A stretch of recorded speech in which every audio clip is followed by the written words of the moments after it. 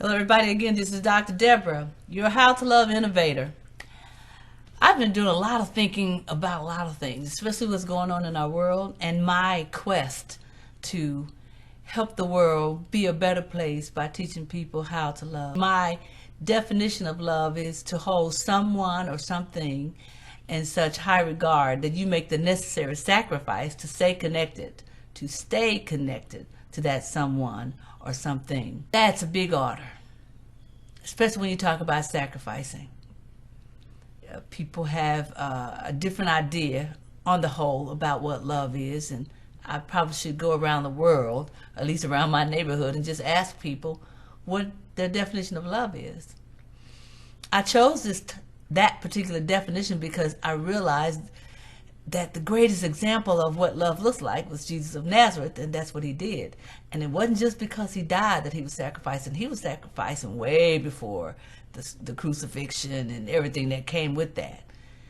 He was going against the grain, and he was going against the beliefs that people held very deeply, and he knew they were not going to let them go. But he did it anyway. But he chose to live the life and do the things that he did anyway. That's where I am. And he died because of it. He died for his beliefs. And I was thinking about death and what it does. And we're thinking, have you ever watched a movie? Interrupting myself as I do. Have you ever watched a movie and you were glad when the bad guy got his or hers? You were just glad. And if it was a Twilight Zone episode or a Alfred Hitchcock episode, or it was, oh yeah, I'm not sure which one of those shows.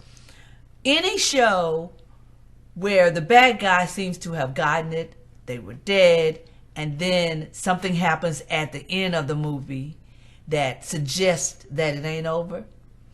It could be somebody could flicker their eye or a finger or something. There is I think a Twilight Zone episode where somebody was receiving calls from somebody who was dead, and at the end they found out that the wire to the telephone pole was in the ground, as if the person was calling from there. I think I made that point. The point, if I haven't, here it is. You cannot kill enough people to make the world change, because killing a person only makes them more famous. And that goes with everybody from Jesus of Nazareth to Martin Luther King or any other person, any other person who's died for a cause. Killing them only makes their cause greater. So then I realized that people dying or bad guys getting theirs does not change people. Cannot. And the reason why, my deduction is, the reason why it cannot change it is because the people are just, they represent the ideas, and they're pushing what beliefs that go against the larger culture or whomever has a problem with the things that they're saying. So you cannot stop it. I think Frankie Beverly says this in one of his songs: you can't stop the love.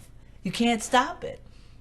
And so the only thing you can do to change the world is to show them how to love. That's me.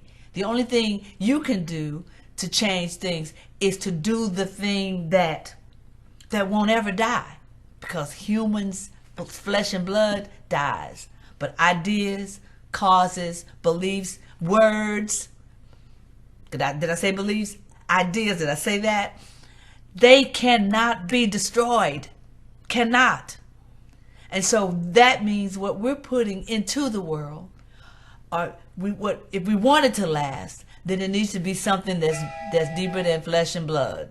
It needs to be something that's stronger than one human being or one God man, which is the whole idea of loving, sacrificing.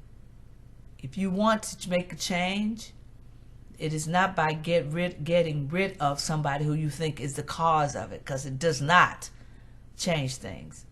What changes things is individuals deciding that they are going to uphold what is good, what is true, what is righteous, because those things don't go away. No matter what you do to the person who's making the claims, they don't go away. So love.